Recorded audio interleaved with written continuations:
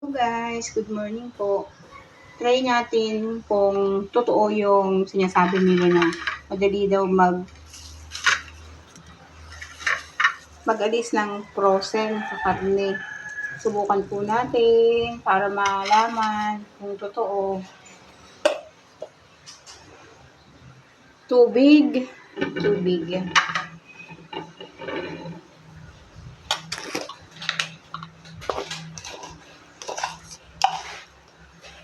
Asin, ibudbud daw sa tubig. Halu-haluin. Pag tunaw na, ito isusunod yung karne. Manok po itong manok. Manok siya. Subukan natin kung totoo. Parang mukha nga nag-iiba ka agad ang ano niya. Parang nawawala agad yung yellow. Oh.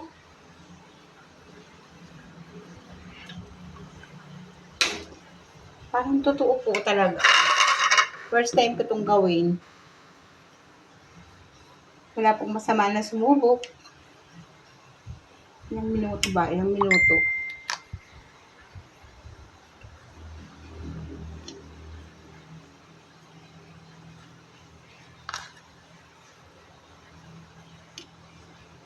Subukan natin. Pag-minutes po tayo. 12 for and 21 military time kaya.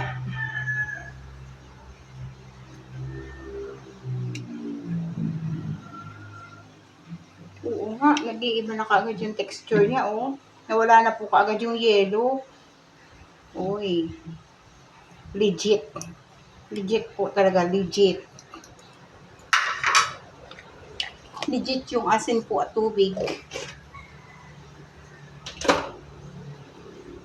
Depende po sa inyo kung gaano karaming asin yung ilalagay ninyo sa tubig. Mabilis nga naman, oh. Iba kaagad ang ano niya, oh. Hindi na frozen na wala na kaagad yung yellow. Ilang minuto pa lang. 1 minute pa lang. Ay, bali 2 minutes na po. At pagtingin ko ay 14 ay 2 minutes pa lang yan.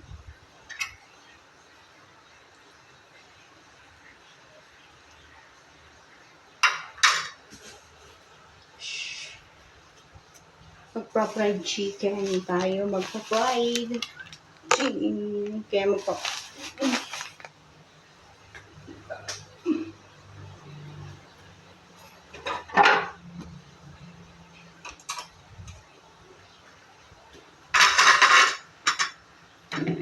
waiting po natin lumambot. Habang nagpapalambot, ready na tayo.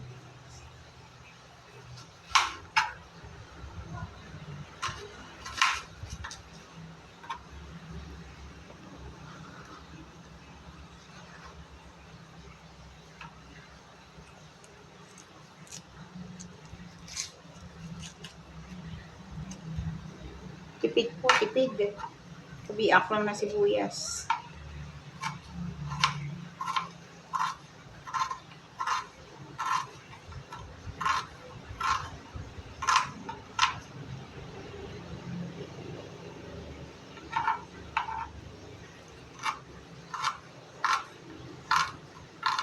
Imamarinate natin yung karning manok.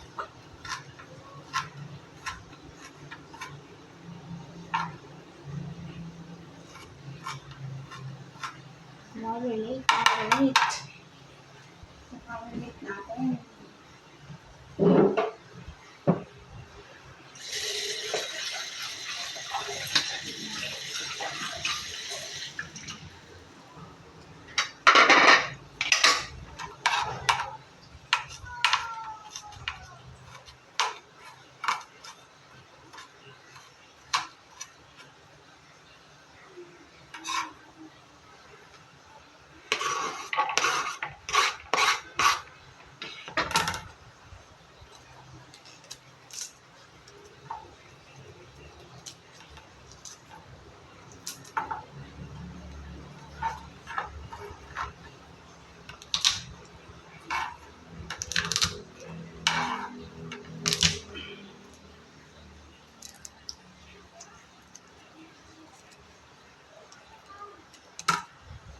Uy, mukhang talagang ano, oh. Wala na kagad yelo po, oh.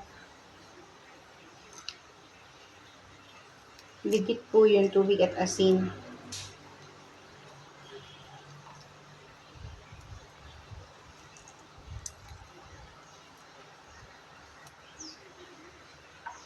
Ano ba nagpapalambot? Ay ready niyang pagbababaran.